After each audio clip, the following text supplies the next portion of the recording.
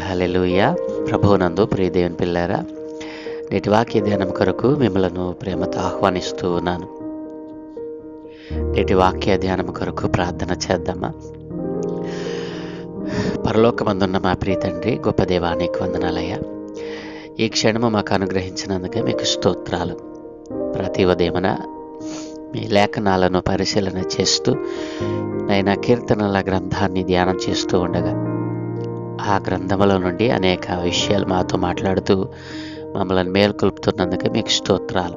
ఈరోజు 4వ అధ్యాయము 2వ వచనం నుండి 5వ వచనం వరకు ఉన్న లేఖన భాగాలను ధ్యానం చేసి నైనా ఆ లేఖన భాగాల్లో రాయబడిన మీ ఆత్మీయ పాఠాలు నేర్చుకోవడానికి కృప చూపమని మీరే మాకు బోధించి నేర్పించమని యేసయ్య నామమున అడుగుచున్నాము తండ్రి, ఆమేన్. ప్రభునందు ప్రియ దేవుని పిల్లరా, నిన్నటి దినాన్న దావీదు భక్తుడు చేసిన ప్రార్థన ప్రాముఖ్యతను, దేవుడు ఇరుకులో నుండి విశాలతలకు నడిపించిన విధానాన్ని మనం ధ్యానం చేశాం. ఈరోజు 2వ వచనం నుండి దేవుని లేఖనాన్ని ధ్యానం చేద్దాం. ప్రియ దేవుని పిల్లలారా, మొదటి నుండి మరొకసారి ఈ వచనాలన్నిటినీ కూడా మనం చదువుదాం. మొదటి వచనం: నా నీతికి ఆధారమగు దేవా, నేను మొరపెట్టినప్పుడు నాకు ఉత్తరమిమ్ము. ఇరుకులో నాకు విశాలత కలుగ చేసిన వాడువు నీవే. నన్ను కరుణించి నా ప్రార్థన అంగీకరించుము. నరులారా, ఎంతకాలము నా గౌరవమును అవమానముగా మార్చెదరు? ఎంతకాలము వ్యర్థమైన దానిని ప్రేమించెదరు? ఎంతకాలము అబద్ధమైన వాటిని వెదకెదరు? యెహోవా తన భక్తులను తనకు ఏర్పరచుకొనుచున్నాడని తెలుసుకొనిడి. నేను యెహోవాకు మొరపెట్టగా ఆయన ఆలకించును. భయము నొంది పాపము చేయకుడి. మీరు పడకల మీద ఉండగా మీ హృదయములో ధ్యానము చేసుకొని ఊరకుండుడి. నీతియుక్తమైన బలులు అర్పించుచు యెహోవాను నమ్ముకొనిడి. మాకు మేలు చూపువాడెవడని పలుకువారు అనేకులు. యెహోవా, నీ సన్నిధి కాంతి మా మీద ప్రకాశింపచేయము. వారి ధాన్య ద్రాక్షారసములు విస్తరించిన నాటి సంతోషము కంటే అధికమైన సంతోషము నీవు నా హృదయములో ఉంచితివి. యెహోవా, నేను నెమ్మదితో పండుకొని నిద్రపోవుదును. నేను ఒంటరిగా ఉండినను నీవే నన్ను సురక్షితముగా నివసింపచేయుదువు. ఆమేన్. ప్రభువునందు ప్రియ దేవుని పిల్లారా, నిన్నటి దినాన్న మొదటి వచనాన్ని మనం మొదటి భాగముగా విభజించుకొని ధ్యానం చేశాం. 2వ భాగంలో 2వ వచనం నుండి 5వ వచనం వరకు 2వ భాగాన్ని ఈ రోజున మనం ధ్యానం చేద్దాం. ఈ 2వ భాగంలో భక్తుడు పాడుతూ అంటూ ఉన్నాడు కదా, ఈ లోకంలో ఉన్న మానవాళి, సమస్త మానవాళి కూడా దేవునికి అవిధేయత చూపుతూ, దేవుని యొక్క మాటను పెడచెవిని పెడుతూ, దేవుని మార్గములను తప్పి తిరుగుతూ, ఈ రోజున సర్వాధికారి అయిన తమను పుట్టించిన దేవునిని మరిచిపోయి వారు ఎంతో వేదనకరమైనటువంటి బ్రతుకును బ్రతుకుతూ ఉన్నారు. వారి జీవితం ఎలా ఉందంటే, దేవుడు అట్లాంటి వారిని పిలుస్తూ అంటూ ఉన్నాడు కదా, నరులారా, ఎంతకాలము నా గౌరవమును అవమానముగా మార్చెదరు? ప్రియ దేవుని పిల్లలారా, ఈ లేఖన భాగంలో రాయబడినటువంటి మాట నరులారా అనగా మానవులారా, మీరు ఎంతకాలము నా గౌరవమును అవమానముగా మార్చెదరు? నా గౌరవము అవమానముగా మార్చెదరు. ఆయన గౌరవమును అవమానముగా నేను ఎక్కడ మారుస్తూ ఉన్నాను అని ప్రతి మానవుడు కూడా అంటూ ఉన్నాడు. ఈ రోజున క్రైస్తవునిగా, అంటే రక్షింపబడిన వానిగా దేవుడు అడుగుతూ ఉంటే, నేను ఎప్పుడయ్యా నీ నామాన్ని అవమానపరిచాను అని అంటూ ఈ రోజున మానవుడు తిరిగి దేవునికి ప్రశ్న వేసేటువంటి వారిగా మారిపోయారు. ప్రియ దేవుని పిల్లలారా, నా గౌరవమును అవమానముగా మారుస్తున్నారు అని దేవుడు అంటా ఉంటే, నేనెప్పుడు మారుస్తున్నానయ్యా అని ఎదురు ప్రశ్న వేసేవానిగా ఈ రోజున మనిషి మారిపోయాడు.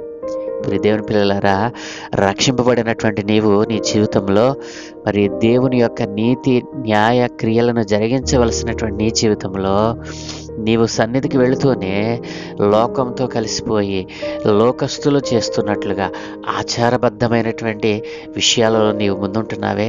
అన్యుడు చేసేటువంటి ఆచారబద్ధమైనవి మరి హేయమైన క్రియలను నీవు చేస్తూ దేవుని గౌరవాన్ని అవమానంగా మార్చటం లేదా? ఈ రోజున ఎన్ని క్రియలు, అన్యుడు చేసేటువంటి ఎన్ని క్రియలు నీ జీవితంలో లేవు? దేవుడు అడుగుతూ ఉన్నాడు కదా, ఎంతకాలము నీ ఈ యొక్క బలహీనమైనటువంటి భక్తిని నీవు కలిగి ఉంటావు? ఎంతకాలము పరిపూర్ణమైన భక్తిని నీవు పొందుకోకుండా ఉంటావు అని దేవుడు అడుగుతూ ఉన్నాడు. కాబట్టి నీవు అన్యుడు చేసే క్రియలు చేస్తూ, అన్యుడు చేస్తున్నటువంటి అవే క్రియలు నీవు కూడా చేస్తూ, అన్యుని కంటే ఎక్కువగా నీ వాటిని పాటిస్తూ దేవుని నామాన్ని నీవు అగౌరవపరుస్తున్నావా లేదా?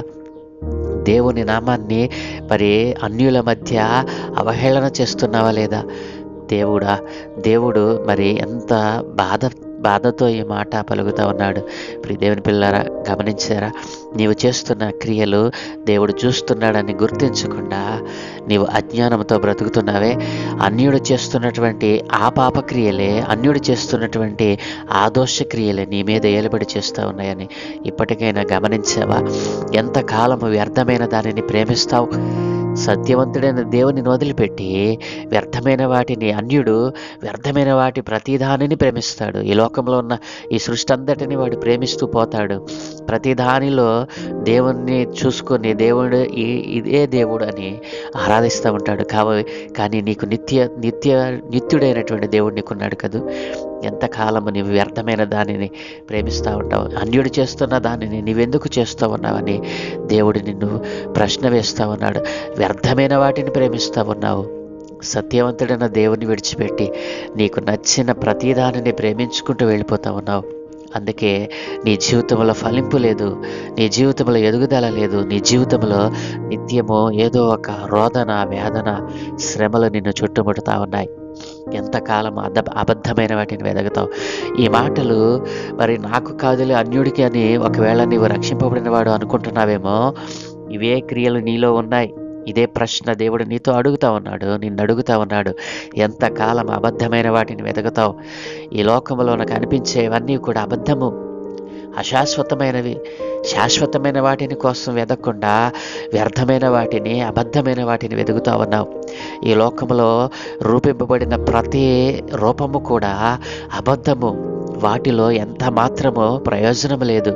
వాటిని ప్రేమించినట్లయితే తిరిగి నీకు ప్రేమను పంచలేని వాటిని కోసము నువ్వు వెతుకుతా ఉన్నావు, పాకులాడుతూ ఉన్నావు.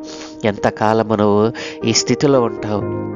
వ్యర్థమైన వాటిని, అబద్ధమైన వాటిని వెదగటానికి నీ సమయాన్ని ఎందుకు వెచ్చిస్తూ ఉన్నావు? సత్యమును తెలుసుకోమని దేవుడు మరి ప్రశ్న వేస్తూ ఉన్నాడు. ప్రియ దేవుని పిల్లారా, ఇది అన్యుడికే కాదు, ధన్యునిగా అనుకుంటున్నటువంటి నీకే ఈ ప్రశ్న నువ్వు ఆపాదించుకుంటే నీ జీవితంలో ఎంతకాలము వ్యర్థముగా జీవించావో, ఎంతకాలము అబద్ధమైన వాటిని వెతుకుతా ఉన్నావో, ఎంతకాలము దేవుని నామాన్ని అవమానపరిచావో ఒక్కసారి నువ్వు పరిశీలన చేసుకో. 4:3 వచనంలో దేవుడు అంటున్నాడు కదా, యెహోవా తన భక్తులను తనకు ఏర్పరచుకొనుచున్నాడని తెలుసుకో. నేను యెహోవాకు మొరపెట్టగా ఆయన ఆలకిస్తాడు. భక్తుడు అంటా ఉన్నాడు, నరులారా, మీరు ఎంతకాలము మరి ఆయన నామాన్ని, ఆయన గౌరవాన్ని అవమానంగా మారుస్తారు? దేవుడు తన కోసము పరిపూర్ణమైన భక్తి కలిగిన యథార్థవంతులను తన కోసం ఏర్పరచుకొనుచున్నాడు. కాబట్టి జాగ్రత్త అంటూ ఉన్నాడు. యెహోవా తన కోసము తన పిల్లలను ఏర్పరచుకుంటా ఉన్నాడు. ఎవరు ఆ పిల్లలు? ఆయన నామాన్ని అఘోరముగా మార్చినటువంటి వారు, వ్యర్థమైన వాటిని ప్రేమించినటువంటి వారు, మరి అబద్ధమైన వాటి కోసం వెదకని వారిని ఆయన తన కోసం ఏర్పరచుకొనుచున్నాడని మరి భక్తుడు చలవిస్తూ ఉన్నాడు. యెహోవా తన భక్తులను తన కొరకు ఏర్పరచుకొనుచున్నాడని తెలుసుకోండి. నేను యెహోవాకు మొరపెట్టగా ఆయన ఆలకిస్తాడు. ఆ భక్తులలో నేనున్నాను అని భక్తుడైన దావీదు అంటూ ఉన్నాడు. ప్రియదేవుని పిల్లలారా, కాబట్టి మనం ఏం చేయాలంటే భయము నుండి పాపం చేయకుండా మీరు పడకల మీద ఉండగానే మీ హృదయంలో ధ్యానం చేసుకొని ఊరకుండాలి. ప్రియదేవుని పిల్లలారా, భయము నుండి మనము పాపము చేయకూడదు. నేనెప్పుడు పాపము చేశాను అని ఒకవేళ నువ్వు అనుకుంటున్నావేమో. మరి అనేక విధములుగా పాపములు ఈ లోకములో మరి రూపింపబడి ఉన్నవి. మానవులు అనేకమైన వాటిని ఈ రోజున మనం చూస్తే దేవుని నామాన్ని అఘోరపరచడమే పాపం. దేవుని నామాన్ని కాకుండా వ్యర్థమైన వాటిని దేవునిని కాకుండా వ్యర్థమైన వాటిని ప్రతిదానిని ప్రేమించడం పాపమే కదూ. అబద్ధమైన వాటిని వెతకటం పాపమే కదూ. కాబట్టి ఇన్ని పాపములు నీలో ఉంచుకొని నేను పరిశుద్ధుడను, నేను ధన్యుడని నువ్వు అనుకుంటున్నావే. ఈ రోజున మరి భక్తుడు అన్నాడు కదా, ఎఫెసీ పత్రిక 4వ అధ్యాయం 26వ వచనంలో, కోపపడుడు కానీ పాపము చేయకుడి, సూర్యుడు అస్తమించే వరకు మీ కోపము నిలిచి ఉండకూడదు. కోపపడటం కూడా పాపమే. కాబట్టి ఈ రోజున పాపము నాలో లేదని నువ్వు అనుకుంటున్నావేమో. భయము చెందు, దేవుడు నిన్ను చూస్తూ ఉన్నాడు. భయము నొంది పాపము చేయకుడి. మీరు పడకల మీద ఉండగా మీ హృదయములలో ధ్యానము చేసుకొని ఊరకుండుడి. కానీ అదే పాపమును నీవు కొనసాగించినట్లయితే దేవుడు చూస్తూ ఉన్నాడు, జాగ్రత్త అని భక్తుడు హెచ్చరిస్తూ ఉన్నాడు. కాబట్టి నేను పాపము చేయటం లేదని, పాపములో నేను లేనని ఒకవేళ నువ్వు అనుకుంటున్నావేమో, జాగ్రత్త. ఈ రోజున సర్వశక్తి కలిగిన దేవుడు నిన్ను ప్రశ్న వేస్తూ ఉన్నాడు. ఎంతకాలము ఈ బ్రతుకు, ఎంతకాలము ఈ జీవితము దేవుడు నీకు ఇచ్చాడు. దేవుడు ఒక ప్రత్యేకమైన ఉద్దేశంతో నిన్ను ఈ లోకంలో మానవునిగా తన రూపంలో రూపించుకున్నాడు. ఈ కొద్దిపాటి జీవితాన్ని వ్యర్థమైన వాటిని ప్రేమించటానికి, అబద్ధమైన వాటిని వెతకటానికి, మరి ఆయన నామాన్ని అగౌరవపరిచేలా నీ జీవితాన్ని ఎందుకు మార్చుకున్నావు? మరి ఈ రోజున దేవుడు అంటా ఉన్నాడు కదా, నీతియుక్తమైన బలులు అర్పించచ్చు యెహోవాను నమ్ముకొనిడి. ఇప్పుడైనా సరే, ఇంతకాలమును వ్యర్థముగా నీ జీవితాన్ని గడిపేసావేమో, ఇప్పుడైనాను నీతియుక్తమైన బలులు అనగా నీతియుక్తమైన జీవితమును, నీతిని కలిగి ఆయన సన్నిధిలో ప్రార్థించినట్లయితే, బలి అనగా ప్రార్థన, విజ్ఞాపన. దేవుని పిల్లలారా, నీతియుక్తమైన ప్రార్థనల చేత ఆయన నమ్ముకుంటే దేవుడు ఏం చేస్తాడంట, మరి ఆయన సన్నిధి కాంతి మన మీద ప్రకాశింపజేస్తాడంట. దేవుని పిల్లలారా, ఈరోజున ఆయన సన్నిధి కాంతిలో నుండి తప్పిపోయి ప్రజలు అన్యులుగా మారిపోతూ ఉన్నాడు. అన్యుడికి ఒక నిత్యత్వం లేదు, నీకు ఒక నిత్యత్వం ఉంది. ఏంటో తెలుసా? నీవు చనిపోతే ఆ సర్వాధికారి అయిన దేవుని సన్నిధికి వెళ్తావు. అన్యుడికి ఆ నిత్యత్వం లేదు.